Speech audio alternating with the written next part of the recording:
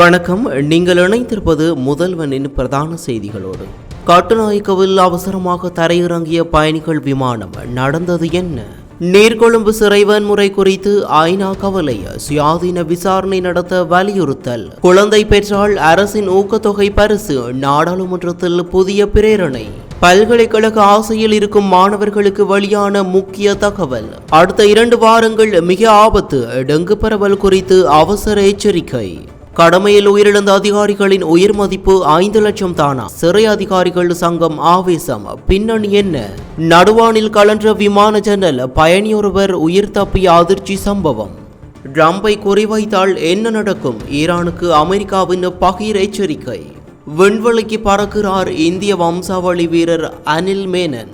கட்டுநாயக்க சர்வதேச விமான நிலையத்திலிருந்து துருக்கியின் இஸ்தான்புல் நகரை நோக்கி புறப்பட்ட பயணிகள் விமானம் ஒன்றின் மீது பறவை மோதியதை தொடர்ந்து குறித்த விமானம் அவசர நடவடிக்கைகளின் பின்னர் பாதுகாப்பாக தரையிறக்கப்பட்டுள்ளது. TK-731 என்ற இலக்கமுடைய இந்த A330 ரக விமானம் 246 பயணிகளுடன் இன்று காலை 7 மணியளவில் கட்டுநாயக்க விமான நிலையத்திலிருந்து புறப்பட்டிருந்தது. விமானம் புறப்பட்ட சிறிது நேரத்திலேயே பறவை மோதியதால் பாதுகாப்பு காரணங்களுக்காக மீண்டும் தரையிறங்க முடிவு செய்யப்பட்டது. இதனையடுத்து விமானத்தின் எரிபொருள் அளவை குறைப்பதற்காக நீர்கொழும்பு கலப்பு மற்றும் சிலாபம் வான்பரப்பு அருகில் தாழ்வாக பறந்து தரையிறங்குவதற்கான நடவடிக்கைகளும் மேற்கொள்ளப்பட்டன. பின்னர் இன்று காலை 10:24 மணியளவில் குறித்த விமானம் கட்டுநாயக்க சர்வதேச விமான நிலையத்தில் பாதுகாப்பாக தரையிறக்கப்பட்டது. இந்த அவசர நிலைமையை எதிர்கொள்ளும் வகையில் விமான நிலைய நிர்வாகத்தினால் தேவையான அனைத்து முன்னெச்சரிக்கை நடவடிக்கைகளும் முன்கூட்டியே மேற்கொள்ளப்பட்டிருந்தமை குறிப்பிடத்தக்கது. நீர்கொழும்பு சிறைச்சாலையில் இடம்பெற்ற உயிரிழப்புகளுடன் கூடிய வன்முறை சம்பவம் மற்றும் அதனைத் தொடர்ந்து ஏனைய சிறைச்சாலைகளில் கைதிகளுக்கு எதிராக இடம்பெறுவதாக கூறப்படும் பழிவாங்கல் நடவடிக்கைகள் தொடர்பில் ஐக்கிய நாடுகள் சபையின் மனித உரிமைகள் அலுவலகம் ஆழ்ந்த கவலை வெளியிட்டுள்ளது. ஐநா மனித உரிமைகள் அலுவலகத்தின் பேச்சாளர் ரவீனா ஷம்தாசானி உயிரிழந்த மற்றும் காயமடைந்த கைதிகள் மற்றும் சிறைச்சாலை அதிகாரிகளின் குடும்பங்களுக்கு உண்மையை அறியும் உரிமையும் சம்பவத்திற்கான பொறுப்புக்கூறலை உறுதி செய்யும் உரிமையும் உள்ளதாக தெரிவித்துள்ளார். நீர்கொழும்பு சிறைச்சாலை சம்பவம் இலங்கையின் சிறைச்சாலை கட்டமைப்பில் நீண்ட காலமாக நிலவி வரும் பிரச்சினைகளை உடனடியாக தீர்க்க வேண்டியதன் அவசியத்தை வெளிப்படுத்தியுள்ளதாகவும் அவர் சுட்டிக்காட்டியுள்ளார். விசாரணைகள் நிறைவடையாமல் நீண்ட காலமாக கைதிகளை தடுத்து வைத்தல், சிறைச்சாலைகளில் அதிகளவான நெரிசல் மற்றும் போதிய வசதிகள் இல்லாமை போன்றவை முக்கிய சவால்களாக காணப்படுவதாக ஐநா மனித உரிமைகள் அலுவலகம் குறிப்பிட்டுள்ளது. மேலும் சிறைகளில் உள்ள பெரும்பாலான கைதிகள் போதைப்பொருள் தொடர்பான குற்றச்சாட்டுகளுக்காக தடுத்து வைக்கப்பட்டுள்ளதாகவும் இவர்களில் பலருக்கு சிறை தண்டனைக்கு மாற்றாக சுகாதார அடிப்படையிலான அணுகுமுறைகள் வழங்கப்பட வேண்டும் என்றும் பரிந்துரைக்கப்பட்டுள்ளது. இலங்கையில் குழந்தை பிறப்பு வீதம் தொடர்ந்து குறைந்து வருவதால் குழந்தை பிறப்பை ஊக்குவிக்கும் வகையில் குடும்பங்களுக்கு அரசாங்கம் நிதி ஊக்கத்தொகை வழங்கும் திட்டத்தை அறிமுகப்படுத்த வேண்டும் என நாடாளுமன்றத்தில் தனிநபர் பிரேரணை ஒன்று முன்வைக்கப்பட்டுள்ளது. ஐக்கிய மக்கள் சக்தியின் நாடாளுமன்ற உறுப்பினர் அஜித் பி பெரேராவினால் இந்த பிரேரணை முன்வைக்கப்பட்டுள்ளது. 2018ஆம் ஆண்டு முதல் இலங்கையின் வருடாந்த குழந்தை பிறப்பு எண்ணிக்கை தொடர்ச்சியாக வீழ்ச்சியடைந்து வருவதாக அவர் சுட்டிக்காட்டியுள்ளார். இந்த நிலைமை நீடித்தால் எதிர்காலத்தில் இளைஞர் சனத்தொகை குறைவடைந்து நாட்டின் பொருளாதார வளர்ச்சி மற்றும் உற்பத்தி திறனில் பாதிப்புகள் ஏற்படக்கூடும் எனவும் அவர் எச்சரித்துள்ளார். இதனால் குடும்பங்களை குழந்தை பெற்றுக்கொள்ள ஊக்குவிக்கும் வகையில் அரசாங்கம் கவர்ச்சிகரமான நிதியுதவி திட்டம் ஒன்றை நடைமுறைப்படுத்த வேண்டும் என தனது பிரேரணையில் அஜித் பி பெரேரா வலியுறுத்தியுள்ளார். அண்மையில் நடைபெற்ற காபோத உயர்தர பரீட்சை பெறுபவர்களின் அடிப்படையிலான பல்கலைக்கழக அனுமதி வெட்டுப்புள்ளிகள் எதிர்வரும் மாதத்தின் முதல் வாரத்தில் வெளியிடப்படும் என பல்கலைக்கழக மானியங்கள் ஆணைக்குழு அறிவித்துள்ளது. இந்த ஆண்டு பல்கலைக்கழக நுழைவுக்காக மொத்தம் 92,043 மாணவர்கள் விண்ணப்பித்துள்ளதாக பல்கலைக்கழக மானியங்கள் ஆணைக்குழுவின் உபத்தலைவர் பேராசிரியர் வசந்த லியனிகே தெரிவித்துள்ளார். அவற்றிலிருந்து 42,937 மாணவர்கள் பல்கலைக்கழக அனுமதிக்கு தகுதி பெற்றுள்ளதாக அவர் குறிப்பிட்டுள்ளார். மேலும் மாணவர்களின் கல்வி வாய்ப்புகளை விரிவுபடுத்தும் நோக்கில் பல்கலைக்கழகங்களில் புதிய பட்டப்படிப்பிற்கு கற்கை நெறிகளை அறிமுகப்படுத்துவதற்கும் நடவடிக்கைகள் மேற்கொள்ளப்பட்டு வருவதாகவும் தெரிவிக்கப்பட்டுள்ளது. இதேவேளை அனைத்து பல்கலைக்கழகங்களிலும் புதிய கல்வியாண்டுக்கான கல்வி நடவடிக்கைகள் எதிர்வரும் செப்டம்பர் மாதத்தில் ஆரம்பிக்க திட்டமிடப்பட்டுள்ளதாக பேராசிரியர் வசந்த லியனகே தெரிவித்துள்ளார்.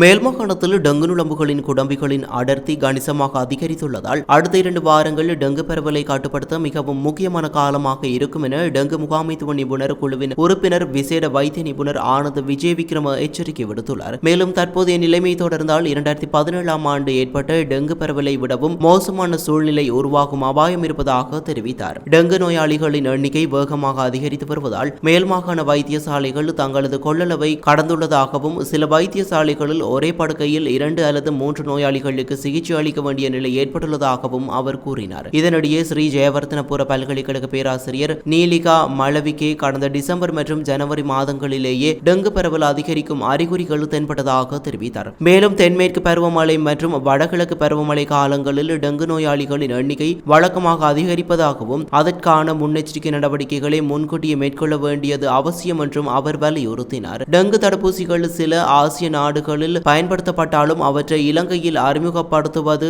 குறித்து பல அம்சங்களை ஆராய வேண்டியுள்ளதாகவும் தடுப்பூசி மட்டும் டெங்கு பரவலை உடனடியாக கட்டுப்படுத்தும் தீர்வாக அமையாது என்றும் நிபுணர்கள் சுட்டிக்காட்டியுள்ளனர்.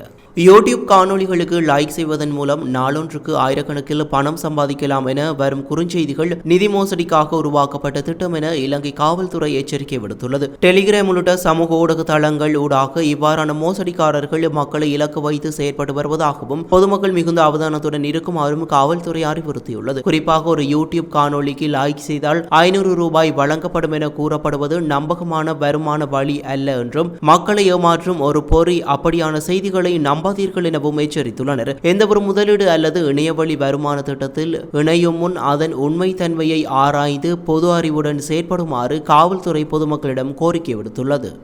நீர்கொழும்பு சிறைச்சாலை மோதலில் உயிரிழந்த சிறைச்சாலை அதிகாரிகளின் குடும்பங்களுக்கு தலா 5 லட்சம் ரூபாய் இழப்பீடு வழங்கும் தீர்மானத்திற்கு சிறைச்சாலை அதிகாரிகள் சங்கம் கடும் அதிருப்தி வெளியிட்டுள்ளது. சிறைச்சாலை மோதலில் உயிரிழந்த அதிகாரிகளின் அர்ப்பணிப்பான சேவையை கருத்தில் கொள்ளும் போது அவர்களின் உயிரின் மதிப்பை 5 லட்சம் ரூபாவாக குறைப்பது வேதனை அளிப்பதாகவும் இது ஏற்றுக்கொள்ள முடியாத விடயம் எனவும் சங்கம் தெரிவித்துள்ளது.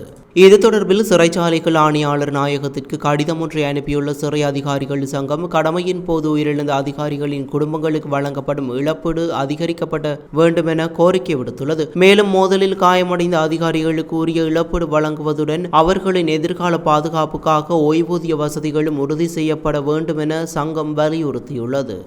கிரேஸிலிருந்து ஜெர்மனியை நோக்கி புறப்பட்ட பயணிகள் விமானம் ஒன்றின் ஜன்னல் நடுவானில் கலன்று விழுந்ததால் அந்த விமானம் மீண்டும் அவசரமாக கிரேஸிற்கே திரும்பி அனுப்பப்பட்டுள்ளது. மோல்டா ஏர் நிறுவனத்திற்கு சொந்தமான குறித்த விமானம் தெசலோனிக்கியிலிருந்து ஜெர்மனியின் மெம்மிங்கன் நகரை நோக்கி பயணித்துக் கொண்டிருந்த போது இந்த சம்பவம் இடம்பெற்றுள்ளது. விமானம் புறப்பட்ட சிறிது நேரத்திலேயே ஒரு ஜன்னல் பகுதி கலன்று விழுந்ததால் விமானத்தின் உள்ளக அழுத்தம் திடீரென குறைந்துள்ளது. இதனால் அவசர ஆக்சிஜன் முகமூடிகள் தானாக இயங்கியுள்ளன. இந்த அதிர்ச்சியான தருணத்தில் சுமார் 60 வயதுடைய பயணியொருவர் ஜன்னல் வழியாக வெளியே இழுக்கப்பட்டு தலைகீழாக தொங்கியதாக தெரிவிக்கப்படுகிறது. எனினும் அருகில் இருந்த பயணிகள் உடனடியாக செயற்பட்டு அவரை மீண்டும் விமானத்திற்குள் இழுத்ததால் பெரும் விபத்து தவிர்க்கப்பட்டது. பின்னர் விமானம் பாதுகாப்பாக கிரீஸில் தரையிறக்கப்பட்டதுடன் பாதிக்கப்பட்ட பயணிக்கு மருத்துவ உதவிகள் வழங்கப்பட்டன. மற்ற பயணிகளுக்காக மாற்று விமானமும் ஏற்பாடு செய்யப்பட்டது. ஜன்னல் எவ்வாறு கலன்றது என்பது தொடர்பில் இதுவரை உறுதியான காரணம் கண்டறியப்படவில்லை என்றும் சம்பவம் குறித்து விசாரணைகள் முன்னெடுக்கப்பட்டு வருவதாகவும் அதிகாரிகள் தெரிவித்தனர்.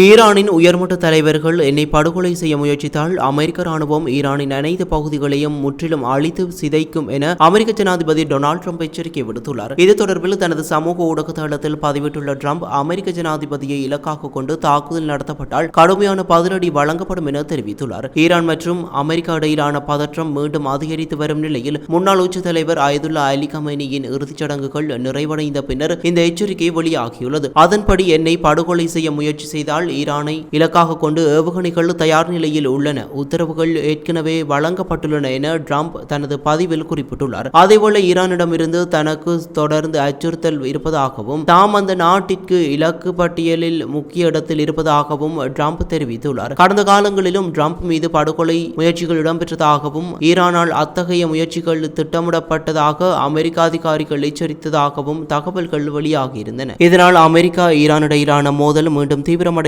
அபாயம் ஏற்பட்டுள்ளதாக சர்வதேச அரசியல் ஆய்வாளர்கள் தெரிவிக்கின்றனர். இந்திய வம்சாவளியை சேர்ந்த நாசா விண்வெளி வீரர் அனில் மேனன் சர்வதேச விண்வெளி நிலையத்திற்கு பயணம் மேற்கொள்ள உள்ளார். அமெரிக்க விண்வெளி ஆய்வு நிறுவனமான நாசா வருகிற ஜூலை 14ஆம் தேதி 3 விண்வெளி வீரர்களை கஜகஸ்தானின் பைகானூர் விண்வெளி தளத்திலிருந்து சோயூஸ் விண்கலம் மூலம் சர்வதேச விண்வெளி நிலையத்திற்கு அனுப்ப உள்ளது. இந்த குழுவில் 49 வயதான அனில் மேனனும் இடம்பெற்றுள்ளார். அனில் மேனன் சர்வதேச விண்வெளி நிலையத்தில் சுமார் 8 மாதங்கள் தாங்கியிருந்து மனித உடல் நலம், விண்வெளி அறிவியல் உள்ளிட்ட பல்வேறு ஆய்வுகளில் ஈடுபட உள்ளதாக நாசா தெரிவித்துள்ளது. அமெரிக்காவின் மின்னபோலிஸில் பிறந்த அனில் மேனன் அவசர சிகிச்சை நிபுணராகவும் அமெரிக்க விமானப்படை மருத்துவராகவும் பணியாற்றியவர். மேலும் ஆப்கானிஸ்தான் போர் மற்றும் எவரெஸ்ட் சிகர மீட்பு நடவடிக்கைகள் உள்ளிட்ட பல முக்கிய பணிகளிலும் பங்கேற்றுள்ளார். போலியோ தடுப்பூசி தொடர்பான ஆய்வுக்காக இந்தியாவில் ஓராண்டு பணியாற்றியுள்ள அனில் மேனனின் மனைவி அன்னா மேனனும் ஒரு விண்வெளி வீராங்கனை ஆவார். அவர் கடந்த 2024 ஆண்டு விண்வெளி பயணம் மேற்கொண்டிருந்தது குறிப்பிடத்தக்கது.